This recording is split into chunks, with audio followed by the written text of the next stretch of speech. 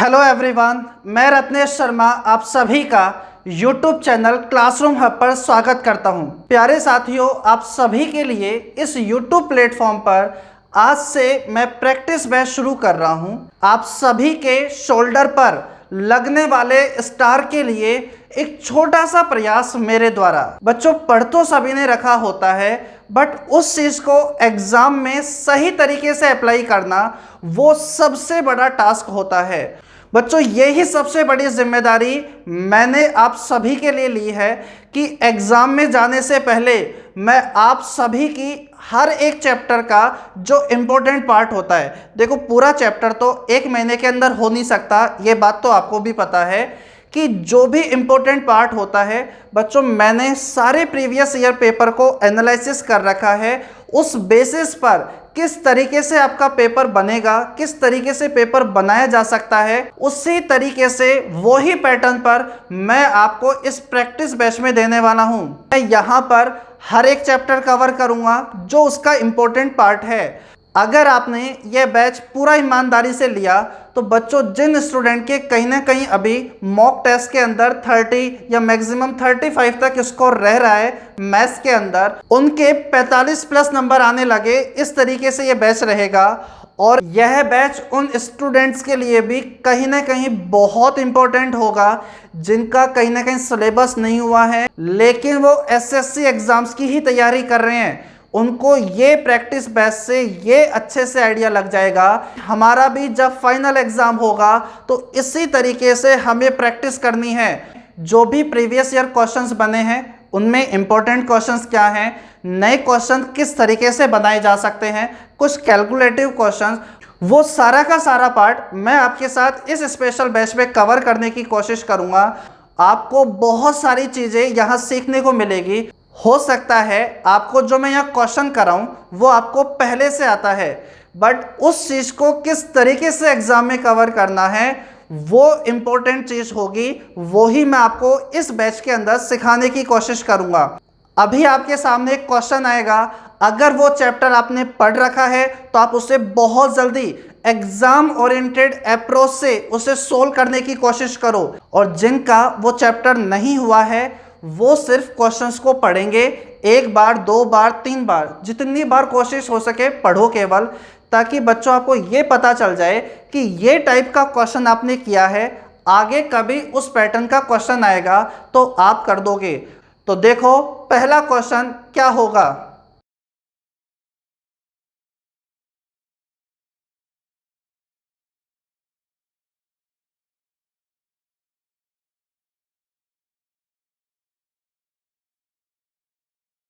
चलिए समझते हैं क्या होगा इसका सॉल्यूशन। जिन स्टूडेंट ने ये चैप्टर पढ़ा हुआ है और आप यहाँ पेपर वर्क कर रहे हो तो बच्चों कहीं ना कहीं गलत होगा।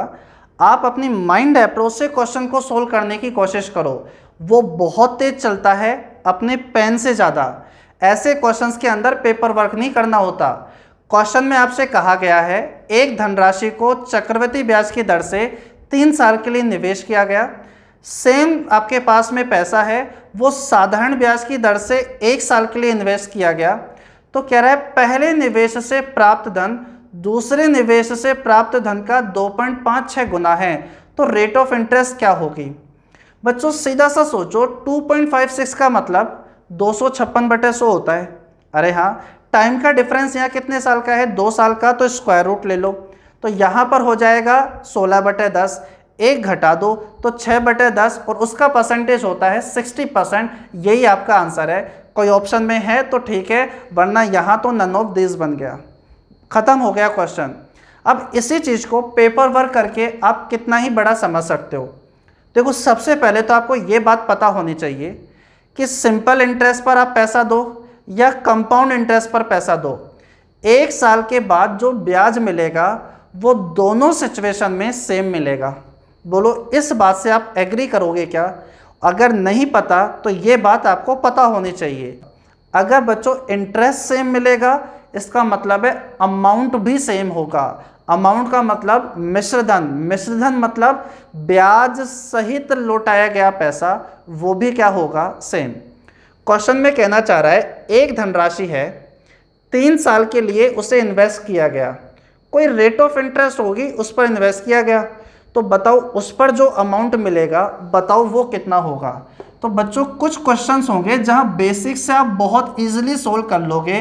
तो बताओ कोई धनराशि मैंने मान ली प्रिंसिपल वो p रुपए है, 3 साल के लिए जो आप पैसा इन्वेस्ट करोगे उस पर जो आपको अमाउंट मिलेगा क्या वो इसी तरीके से निकाला जाएगा क्या? अरे हाँ या ना। और क्वेश्चन की सेकंड लाइन कहती है बच्चों कि सेम पैसा है वो 1 साल के लिए इन्वेस्ट किया गया है लेकिन साधारण ब्याज पर। लेकिन आपको ये बात पता चल गई है 1 साल के लिए तो सिंपल इंटरेस्ट बोलो या कंपाउंड इंटरेस्ट बोलो, वो क्या होता है? सेम। तो बताओ क्या मैं ऐसा लिख सकता हूं क्या उसको, प्रिंसिपल 1 प्लस आर अपॉन में 100 की पावर 1। बच्चों 1 साल का जो अमाउंट होगा, अमाउंट मतलब मिश्रधन, मिश्रधन मतलब ब्याज सहित मिलने वाला पैसा, वो सिंपल इंटरेस्ट पर हो या कंपाउंड इंटरेस्ट पर हो वो हमेशा क्या रहता है? सेम रहता है। क्वेश्चन में कहा गया कि यहां पर मिलने वाला पैसा यहां पर मिलने वाले पैसे का कितना है? 2.56 टाइम है, 2.56 गुना है। यानी अगर मैं इनका रेशो ले लूं तो इसका मतलब है यहां 1 मिलेगा तो यहां पर कितना मिलेगा? 2.56 मिलेगा। तो बच्चों सीधी सी बात यह है, प्रिंसिपल से प्रिंसिपल कट जाएगा, 1 प्लस आर अपॉन में 100 1 है, यहाँ 3 है। बच्चों जब आप इसे काटने लगोगे तो मुझे बताओ 1 प्लस आर अपॉन में 100 का स्क्वायर बचेगा क्या? अरे हाँ। और इधर से आपके पास क्या होगा? पॉइंट हटा दो, नीचे 2 0 आ गई तो 256 बटे कितना आ गया है? 100। अरे हाँ। तो इधर आपके पास स्क्वायर है तो दोनों तरफ स्क्वायर रूट ले लो। अगर आपने इधर की तरफ स्क्वायर रूट लिया, इधर की तरफ स्क्वायर रूट लिया तो ये तो हट जाएगा। और बोलो इसका मतलब क्या होता है? 16 बटे में 10। बोलो इस बात से आप एग्री करोगे या नहीं करोगे? ठीक है। तो 1 प्लस आर अपॉन में 100 आ गया है 16 बटे 10। आप इसे काट भी सकते हो लेकिन कैलकुलेशन लास्ट के लिए रखा करो। 1 आप इधर भेजोगे तो बच्चों 1 माइनस हो जाएगा। तो मुझे बताओ क्या 6 बटे 10 ही आ जाएगा क्या? और वो किसके इक्वल होगा? r अपॉन में 100 के, क्योंकि 1 तो आपने इधर भेज दिया है, 0 से 0 कट जाएगी। तो बताओ r का मान आपके पास में क्या 60% आ गया है क्या? अरे हाँ। इसी चीज को आपको माइंड में कैलकुलेट करना होगा और वो तभी होगा जब आपको ये बात पता है कि 1 साल के लिए बात हो तो सिंपल इंटरेस्ट हो या कंपाउंड इंटरेस्ट हो वो हमेशा क्या होता है? सेम होता है। बच्चों पेपर वर्क आपका बहुत कम करवा दूंगा इस प्रैक्टिस बैच से, फिर आपके लिए दिल्ली दूर नहीं होगी अगर आपने इस प्रैक्टिस बैच को बहुत अच्छे से सीख लिया है तो। चलो एक क्वेश्चन और मैं आपको कराता हूं बच्चों कंपाउंड इंटरेस्ट का, देखते हैं क्या होगा उसका सॉल्यूशन।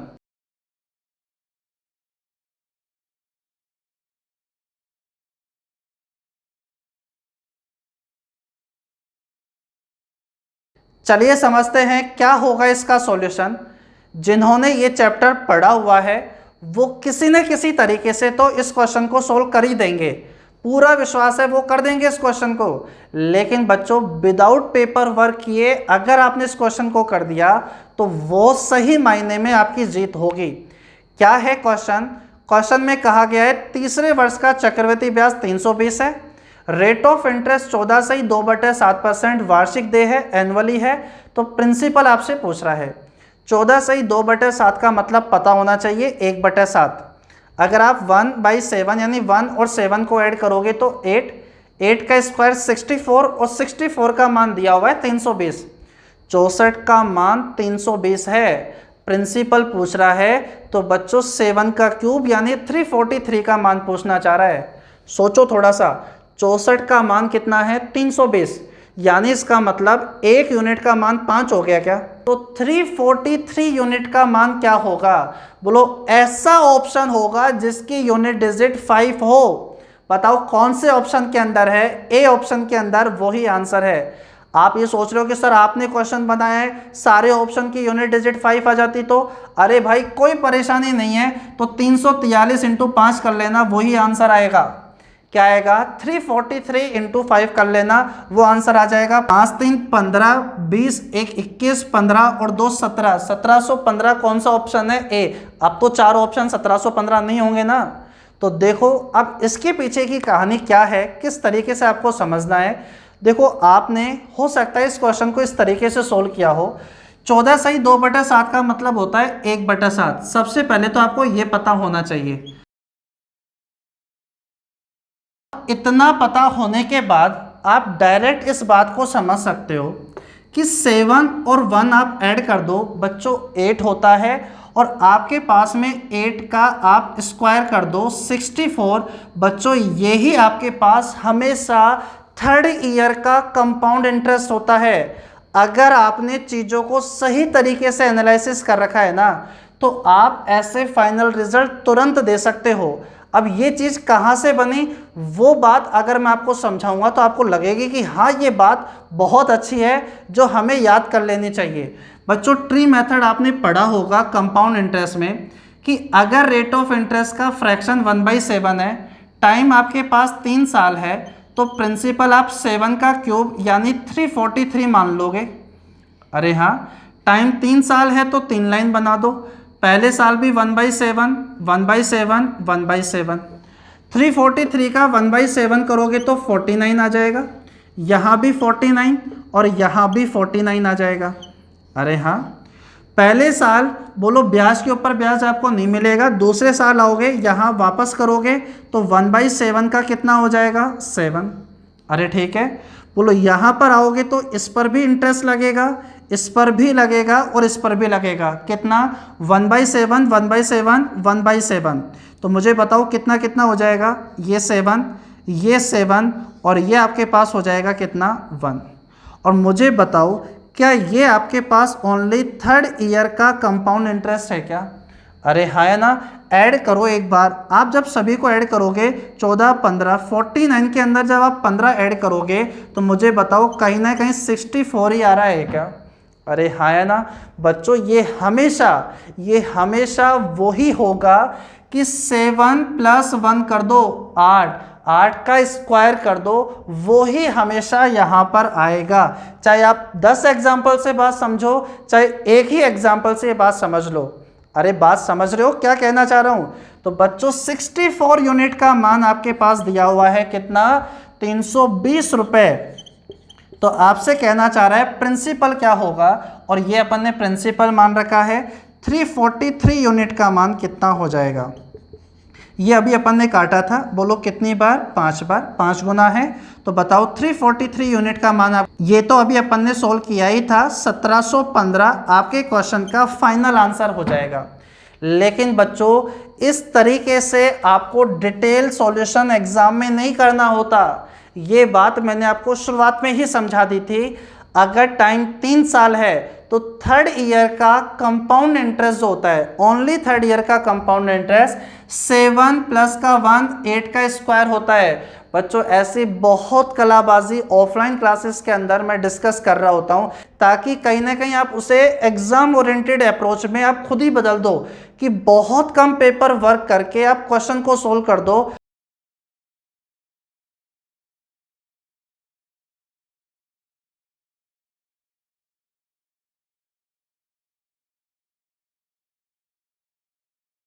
क्वेश्चन में कहा गया है कि दी गई आकृति में ABC एक समबाहु त्रिभुज है और छोटे वृत्त की त्रिज्या 4 सेंटीमीटर है, तो समबाहु त्रिभुज की भुजा क्या होगी? बच्चों इस पैटर्न पर क्वेश्चन एग्जाम में बना हुआ है, प्रीवियस ईयर क्वेश्चन है ये। बच्चों अगर आपको एक छोटा सा कॉन्सेप्ट पता है फिर तो ये क्वेश्चन आप वर्बली सोल्व कर लोगे कि छोटे वाले की रेडियस 4 है तो बड़े वाले की रेडियस हो जाएगी 12। अगर उसकी रेडियस 12 हो गई तो समबाहु त्रिभुज की जो भुजा होगी वो हो जाएगी 24√3।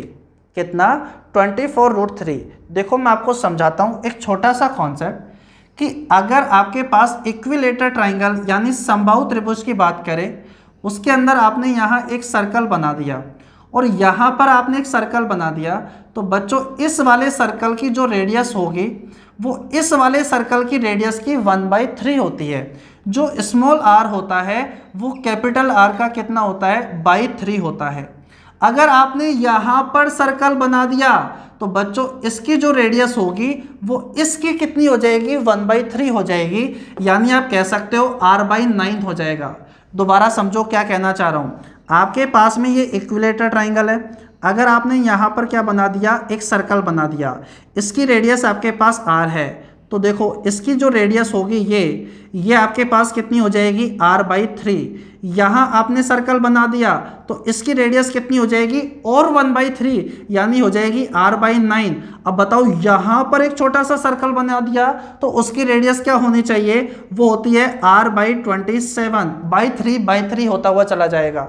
अब ये किस तरीके से होता है इसका प्रूफ तो है, लेकिन बच्चों वो चीज़ें अभी इस प्रैक्टिस क्लास में डिस्कस नहीं कर सकते, वो तो ऑफलाइन क्लासेस में बहुत अच्छे से बताता हूँ, बहुत सारी चीज़ें होती हैं जो बताता हूँ।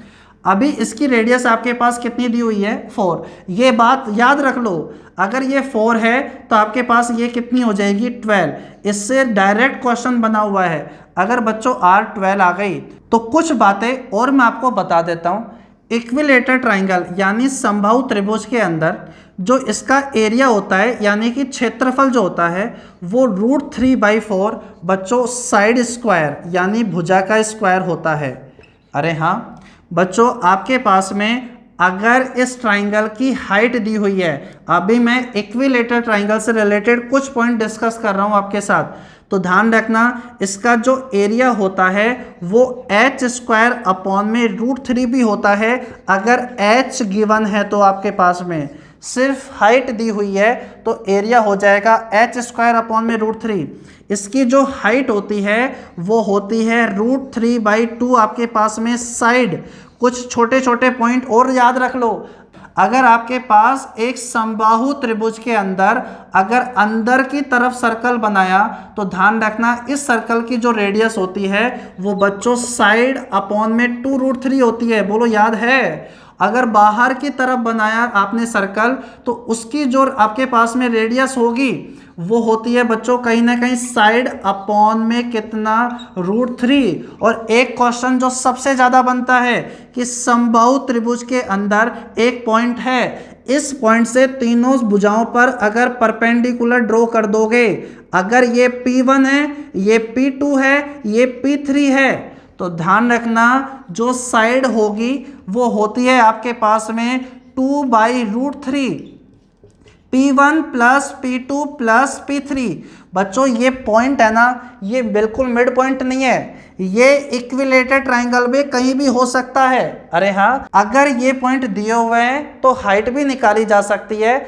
इस इक्विलेटर ट्राइंगल की हाइट होती है P1 + P2 + P3। ठीक है, अब मुझे बताओ इक्विलेटर ट्राइंगल की आपको रेडियस पता चल गई 12 है और अंदर की तरफ बन रहा है, तो मुझे बताओ जब अंदर की तरफ सर्कल बनता है तो रेडियस तो साइड/2√3 होती है क्या, यानी 12 = हो जाएगा साइड/2√3। तो मुझे बताओ साइड यानी त्रिभुज की जो भुजा है क्या वो 24√3 हो जाएगा क्या। अरे हाँ बच्चों, जीके के अंदर भी आप चीज़ों को लिंक करते हुए पढ़ो। अगर कोई चीज़ आ जाती है तो उससे रिलेटेड क्या क्या चीज़ें आपको पता है वो एट ए टाइम पर आप रिवाइज करो। जैसे आप ऐसे करते जाओगे ना तो लास्ट के अंदर सारी बातें आपकी बहुत अच्छे से तैयार हो जाएगी।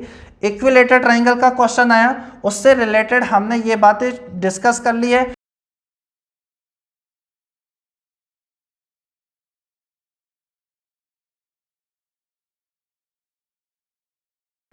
देखते हैं क्या होगा इसका सॉल्यूशन। यह क्वेश्चन CGL 2019 का ही है, ऑप्शन भी अपन ने चेंज नहीं किए हैं। क्वेश्चन में कहा गया है एक घनाभाकार बॉक्स की लंबाई, चौड़ाई, ऊंचाई का रेशो 7:5:3 है। इसका total surface area 27,832 centimetre square है, तो इसका वॉल्यूम यानी आयतन क्या होगा। तो आयतन यानी वॉल्यूम का फॉर्मूला पता होना चाहिए, L × B × H होता है। तो मुझे एक बात बताओ, वॉल्यूम आपके पास में L × B × H होता है तो कहीं ना कहीं आपके पास एक ऐसा ऑप्शन आंसर होगा क्या जो 7 का भी, जो 5 का भी और जो 3 का भी क्या हो, मल्टीपल हो। अरे हाँ या ना बच्चों, वॉल्यूम होता है L × B × H, उसी का ही रेशो दिया हुआ है, तो आपके पास आंसर भी ऐसा होगा जो 7, 5 और 3 से क्या हो जाए, इजिली डिवाइड हो जाए। तो देखो 5 से तो सारे के सारे ऑप्शन क्या हो जाएंगे, डिवाइड हो जाएंगे, क्योंकि इकाई का अंक यूनिट डिजिट तो आ रही है 0। 3 से कौन कौन से नंबर डिवाइड हो जाएंगे, तो 3 का कॉन्सेप्ट होता है sum of all digits divided by क्या कर दो, 3। तो सभी डिजिट्स का, सभी अंकों का योग करो और 3 से डिवाइड करके देखो क्या हो रहा है या नहीं हो रहा। तो देखो 2 और 1 3, ये तो हो गया, 8 और 2 10, बोलो ये नंबर 3 से डिवाइड नहीं होगा। देखते हैं ये संख्या 3 से डिवाइड हो जाएगी क्या, डिजिट का सम करो, बोलो 3, 8 और 2 10, बोलो यह संख्या भी 3 से डिवाइड नहीं होगी। 8 और 1 9, 8 और 2 10, बोलो ये भी नहीं होगा। चेक करने की जरूरत नहीं है, डी ऑप्शन आपके क्वेश्चन का फाइनल आंसर हो गया। फिर भी आप देखना चाहते हो तो देख लो, आपका मन हल्का हो जाएगा। 2 और 1 3, आपके पास 8 और 8 16 और 2 18, 3 से डिवाइड होगा ही होगा। अरे हाँ, ये हो गई आपकी एग्जाम ओरिएंटेड अप्रोच, जिसे आप सोल्व करके बाहर आ सकते हो तुरंत। अब बच्चों बेसिक तो कितना भी बड़ा बनाया जा सकता है, जैसे टोटल सरफेस एरिया आपको पता है, टोटल सरफेस एरिया का फॉर्मूला आपको पता होता है। अब देखो इसका बेसिक तो कितना भी बड़ा बनाया जा सकता है। जैसे टोटल सरफेस एरिया आपके पास दिया हुआ था, तो आपको फॉर्मूला पता होना चाहिए कि क्यूबॉइड का जो फॉर्मूला होता है, मैं यहाँ बता देता हूँ कि आपके पास वॉल्यूम यानी हिंदी में बोलते हैं आयतन, उसका फॉर्मूला होता है L into B into H. Total surface area यानी कि संपूर्ण पृष्ठीय क्षेत्रफल, उसका फॉर्मूला होता है 2 times of L B plus B H plus H L. अरे ठीक है, इसके अंदर जो डायगोनल, हिंदी में बोलते हैं विकर्ण, जो फॉर्मूला होता है वो होता है रूट में L square plus B square plus H square. पहली बार क्वेश्चन आ रहा है तो आपको इतनी चीजें बता रहा हूँ, बहुत सारी चीजें होती है क्यूबॉइड के अंदर, इतना सा नहीं होता, 2 क्लास लग जाती है क्यूबॉइड को पढ़ाने में, तो वो बातें भी धीरे धीरे मैं आपके साथ डिस्कस कर लूँगा। देखो तो बच्चों टोटल सरफेस एरिया, तो 2 टाइम्स ऑफ आप फॉर्मूला लगाओगे तो इन्हें मल्टीप्लाई करोगे तो 35x स्क्वायर, 7x 5x और ये कितना हो गया है 3x, तो ये हो गया 35x square plus 15x square plus का 7 3 21x स्क्वायर। बोलो इन सभी का मान आपको कितना दिया हुआ है 27,832। मुझे बताओ जब ये सोल्व होगा तो कहीं ना कहीं x का मान तो हर एक स्टूडेंट ही निकाल लेगा क्या? अरे हाँ या ना। अगर x का मान आ गया फिर तो वॉल्यूम पूछ रहा है, वॉल्यूम का मतलब होता है, तो फिर तो 7x multiply 5x multiply 3x करके तो आप सोल्व कर ही लोगे। बच्चों इस प्रैक्टिस बैच के अंदर मैं आपको यही चीज़ें सिखाऊंगा कि आप हर एक क्वेश्चन को किस तरीके से सोच सकते हो। बहुत कम पेपर वर्क आपको करना होगा, आपकी माइंड अप्रोच इस लेवल पर मैं ले जाऊंगा अगर आपने सारी क्लासेस अच्छे से देख ली है तो, कि आपका मन ही नहीं करेगा क्वेश्चन में पेन चलाने का। देखो एक और क्वेश्चन क्या होगा उसका सॉल्यूशन।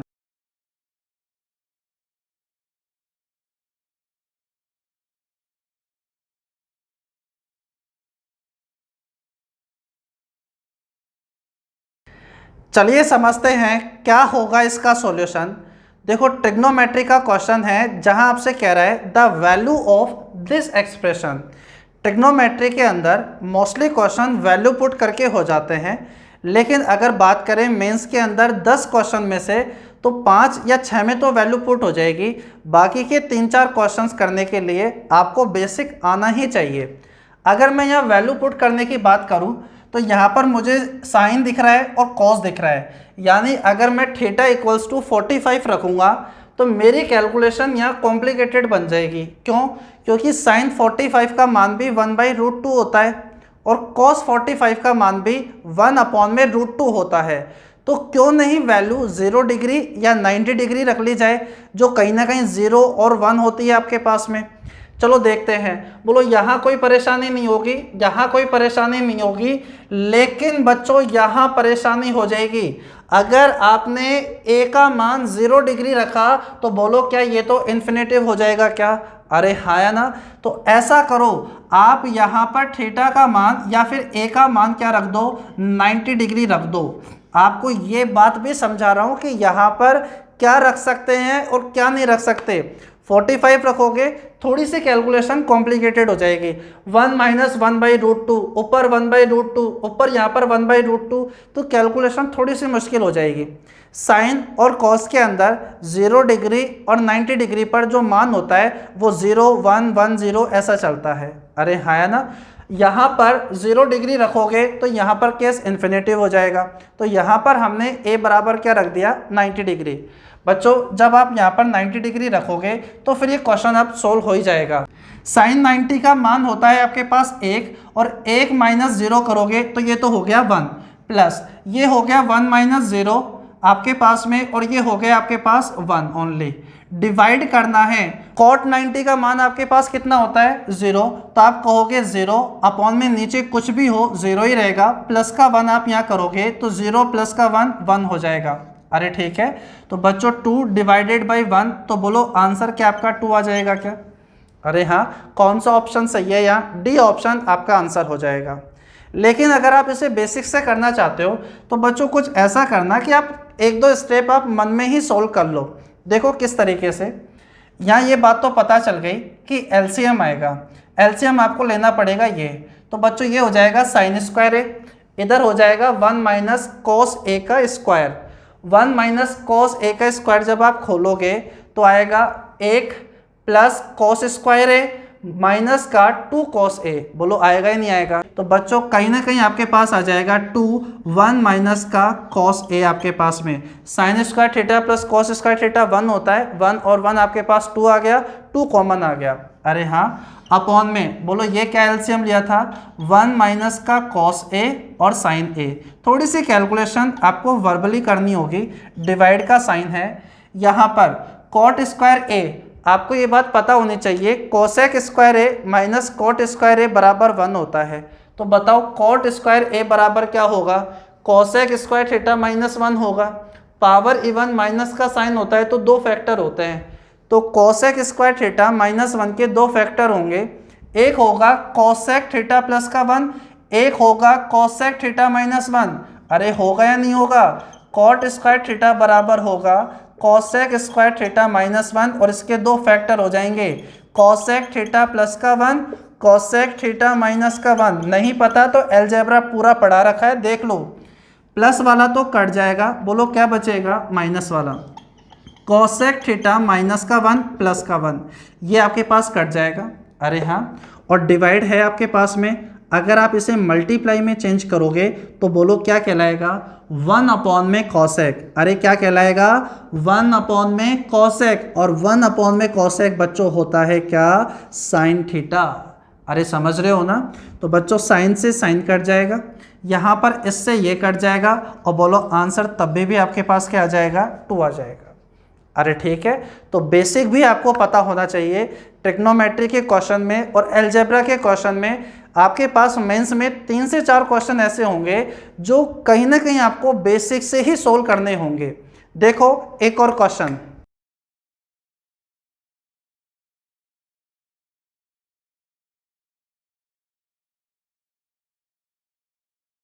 बच्चों क्वेश्चन में कहा गया है पेट्रोल की कीमत 60 रुपये पर लीटर से बढ़कर 75 रुपये लीटर हो जाती है, तो पेट्रोल की खपत को कितना कम किया जाए ताकि बढ़ा हुआ खर्चा केवल 10% ही रहे।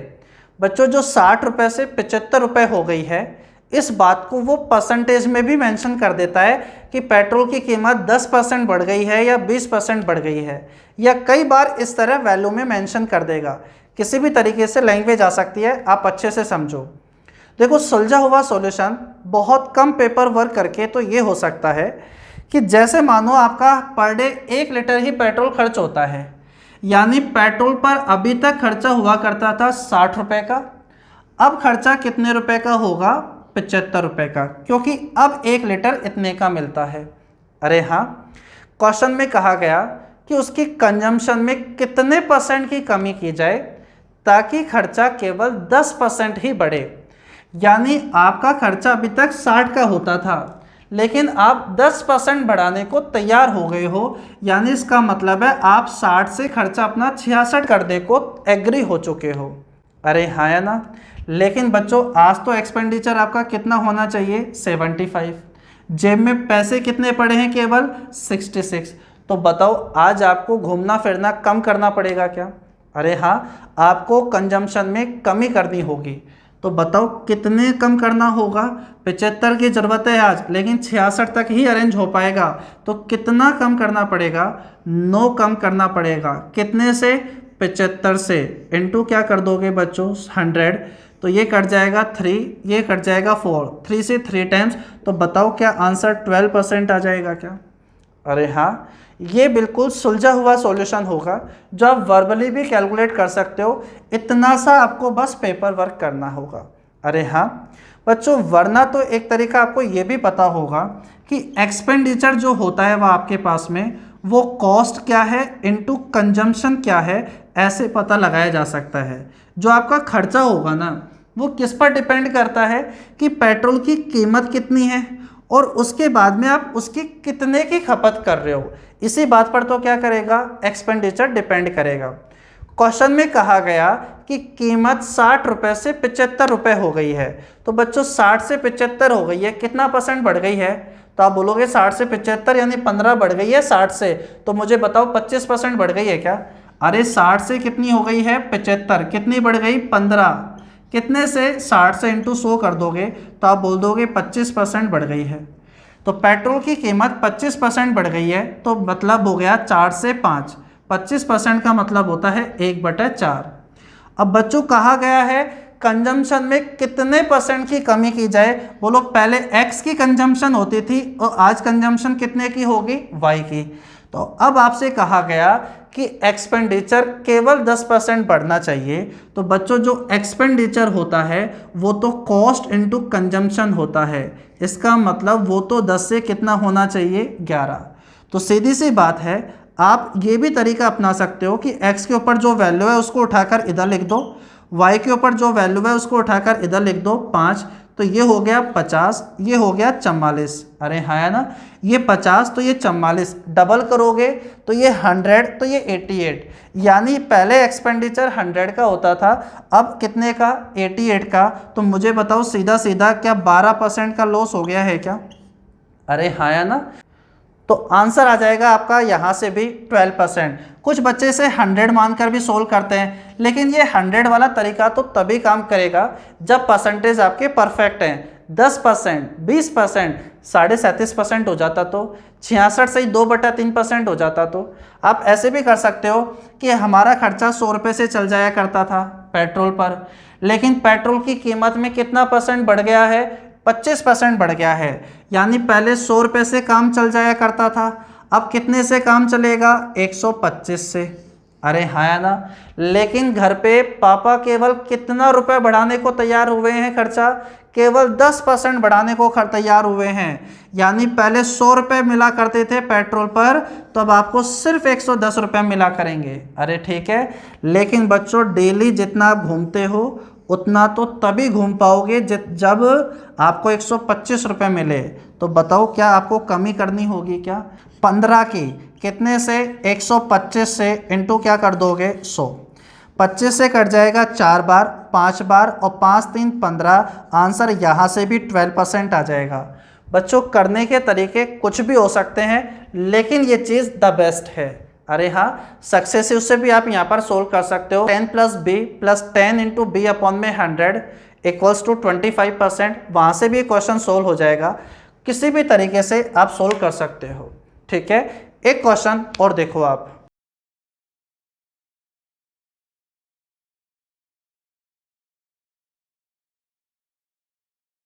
देखते हैं क्या होगा इसका सॉल्यूशन।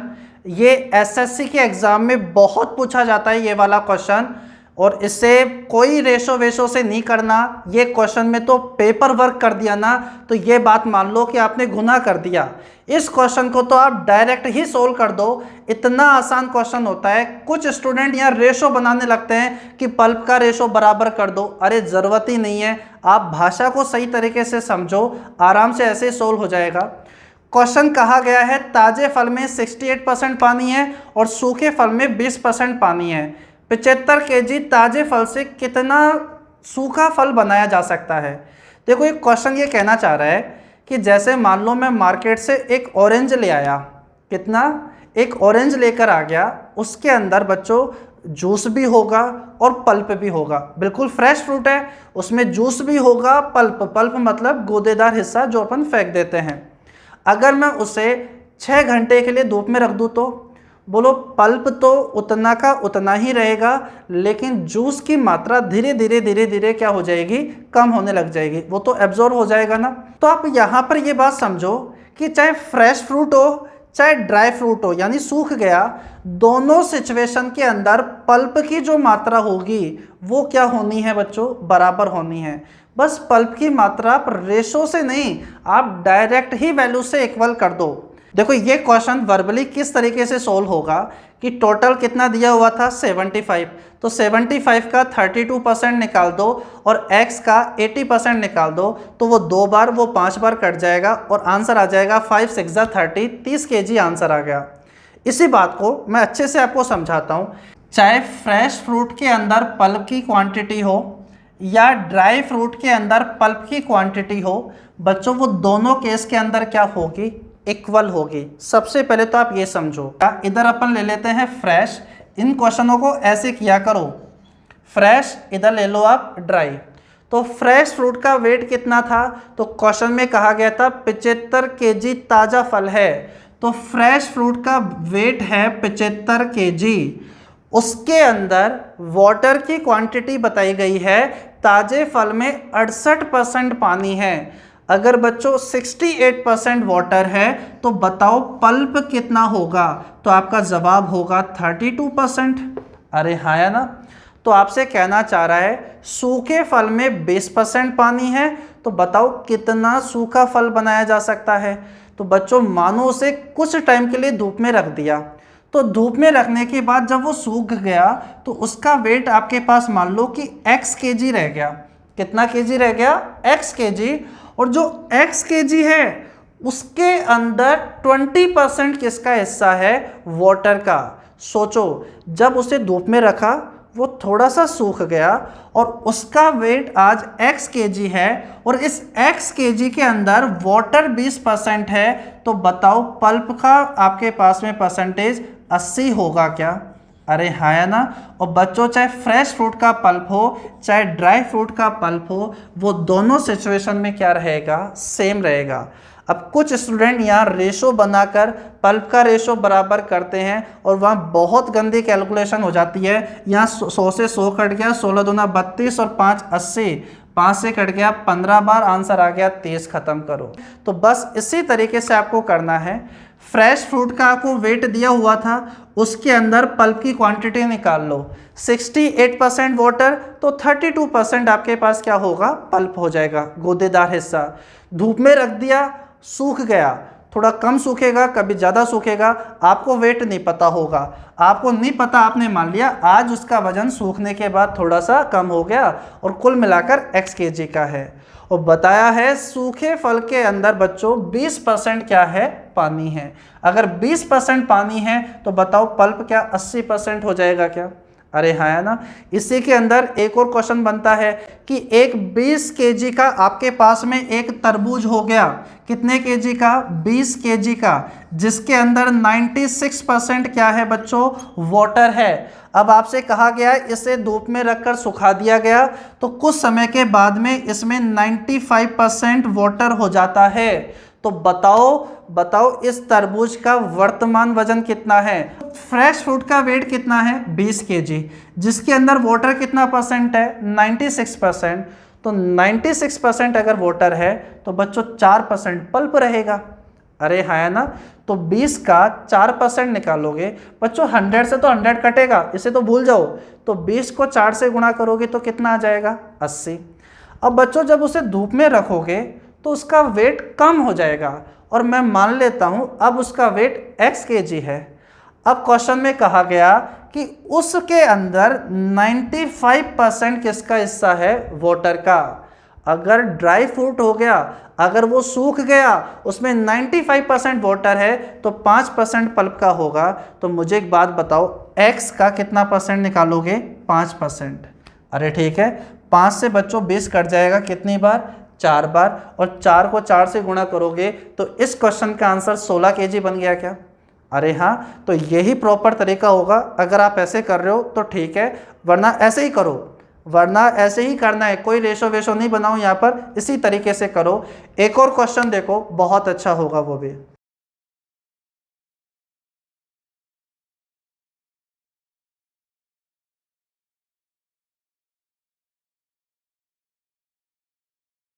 चलिए समझते हैं क्या होगा इसका सॉल्यूशन। क्वेश्चन में कहा गया है एक ट्रेन में 20 बोगी है और प्रत्येक की लंबाई 15 मीटर है। आप एक डिब्बा मान सकते हो कि एक डिब्बा है, टोटल 20 डिब्बे हैं एक ट्रेन में और हर एक डिब्बे की लंबाई 15 मीटर है। ये ट्रेन एक व्यक्ति को पार करने में 30 सेकंड लेती है। अगर 4 डिब्बे अलग हो जाते हैं, मतलब हट जाते हैं, तो अब ये ट्रेन उस व्यक्ति को पार करने में कितना समय लेगी। देखो ये क्वेश्चन अगर आपको जितना टाइम मिला आपने इसे सोल्व किया, तो कुछ स्टूडेंट ऐसे होंगे जो ट्रेन की लेंथ निकालने में लग रहे होंगे, कुछ स्पीड बनाने में लग रहे होंगे। क्वेश्चन की बात को समझो, उसको एट ए टाइम पढ़ो और क्या कहना चाह रहा है, एग्जाम ओरिएंटेड अप्रोच की तरफ काम करो। अगर आपने थोड़ा सा रुककर दिमाग चलाया ना, तो ध्यान रखना वो पेपर वर्क आपका कम कर देगा। मुझे एक बात बताओ, उस ट्रेन के अंदर अभी कितने डिब्बे हैं? 20। अरे कितने डिब्बे हैं? 20। उसे पार करने के अंदर वो कितना टाइम लगा रहा है? तो आप बोलोगे 20 डिब्बे क्रॉस होते हैं 30 सेकंड के अंदर। अरे हाँ या ना? इस बात का मतलब है हर एक डिब्बा उस व्यक्ति को क्रॉस करता है कितने टाइम के अंदर? 1.5 सेकंड के अंदर। अरे हाँ या ना? यानी कितना गुना टाइम लग रहा है? 1.5 गुना टाइम लग रहा है एक डिब्बे को क्रॉस करने में। अगर बच्चों 4 डिब्बे हट जाएंगे तो इसका मतलब है 16 डिब्बे रह जाएंगे। अब बताओ टाइम कितना लगेगा? बोलो हर एक डिब्बे को क्रॉस करने में 1.5 गुना समय लगता है, तो 16 डिब्बे को कितना समय लगेगा? 16 और 8 24 सेकंड आपके क्वेश्चन का आंसर आ जाएगा। आप क्वेश्चन से तुरंत बाहर आ गए। अब आप सोचो क्या आप यही तरीका कर रहे थे क्या? अरे हाँ ना? अगर नहीं तो वही चीज़ें आपको सीखने की ज़रूरत है। और अगर आप ऐसे ही वीडियो को देख रहे हो ना, तो कोई मतलब नहीं मिलेगा। हर एक क्वेश्चन की आपको खुद को प्रैक्टिस करनी होगी।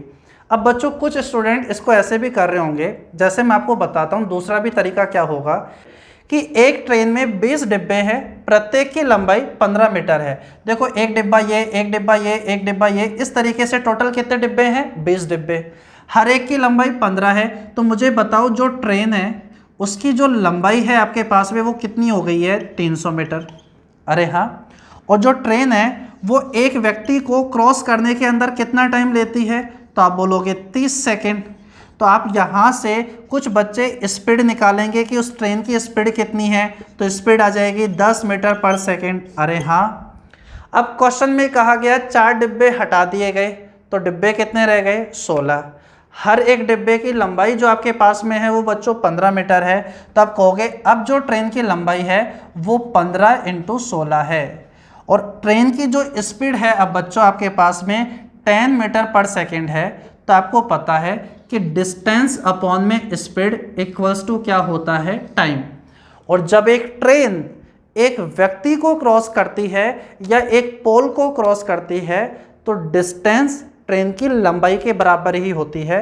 तो बच्चों इसके अंदर डिवाइड कर दोगे तो आपके पास यहाँ से भी कितना आंसर आ जाएगा? 24 सेकेंड। अरे हाँ, 5 दूनी 10, 3 15, तो आपके पास में कितनी बार? 8 बार। तो कितना आ जाएगा? 24। अरे क्लियर हो गई ये बात? तो इस तरीके से क्वेश्चंस को आपको सोचना होता है। एक और क्वेश्चन देखो आप।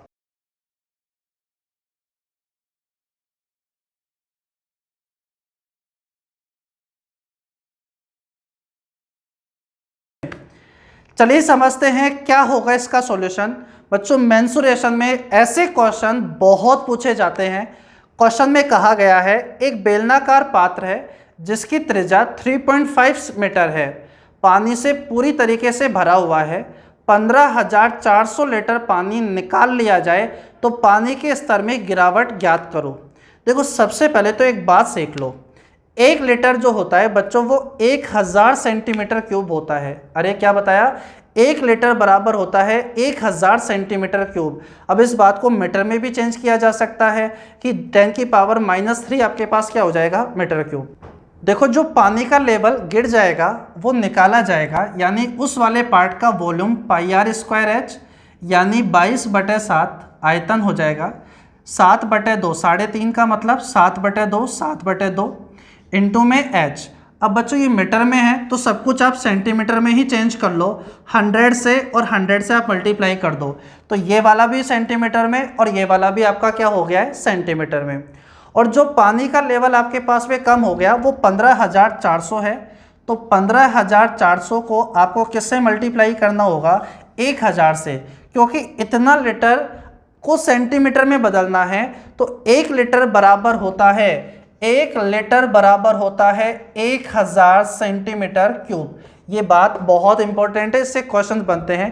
अब कैलकुलेशन आपको करनी है, यहाँ से 4 0 से तो 4 0 हट जाएगी, 7 से 7 2 से कट जाएगा 11 टाइम्स, और ये तो कैलकुलेशन आप कर ही लोगे।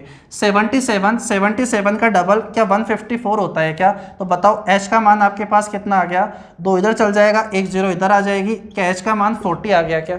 कौन सा ऑप्शन सही है, बी। अगर किसी स्टूडेंट को नहीं समझ में आया है तो मैं डायग्राम बनाकर भी आपको समझा देता हूँ। जैसे मानो कि ये आपके पास में बेलन था, ठीक है, और यहाँ पर इस लेवल तक पानी भरा हुआ था। अरे ठीक है, क्वेश्चन में कहा गया कि 15,400 लीटर पानी निकाल लिया जाता है। अगर 15,400 लीटर पानी बाहर निकाल दोगे तो अपन ये मानकर चलते हैं पानी का लेवल यहाँ से क्या हो गया, इस लेवल तक पानी आ गया, गिर गया है। तो सीधी सी बात होगी कि इतने वाले पार्ट के अंदर कितना पानी आएगा। तो देखो इतने वाले पार्ट के अंदर पानी तो पता चल गया 15,400 लीटर पानी है, ठीक है, और ये भी आपके पास सिलेंडर का ही एक हिस्सा है तो इसकी भी रेडियस आपके पास कितनी होगी, 7/2। अरे ठीक है, तो आप मुझे बताओ इस वाले पार्ट के अंदर कितना वॉल्यूम आएगा वो पता है, तो बस वॉल्यूम का फॉर्मूला लगाया गया है कि पाई आर स्क्वायर एच आपके पास में इक्वल्स टू इतना है। अरे ठीक है, इस तरीके से ये क्वेश्चन सोल्व हो जाएगा। एक क्वेश्चन आप सभी के लिए होमवर्क के लिए होगा, इसके आगे के क्वेश्चंस मैं नेक्स्ट क्लास में आपको कवर कराऊंगा। जो चैप्टर आज नहीं कवर हो पाए, जैसे टाइम एंड वर्क है, एलसीएम एचसीएफ है, कोऑर्डिनेट ज्योमेट्री है, अलजेब्रा के क्वेश्चन है, वो नेक्स्ट क्लास के अंदर कवर हो जाएंगे। एक दिन के अंदर तो सारे के सारे चैप्टर के क्वेश्चन कवर नहीं हो पाएंगे, तो बाकी के क्वेश्चंस नेक्स्ट क्लास में देखेंगे। आज इतना ही, मिलते हैं कल, तब तक के लिए बाय।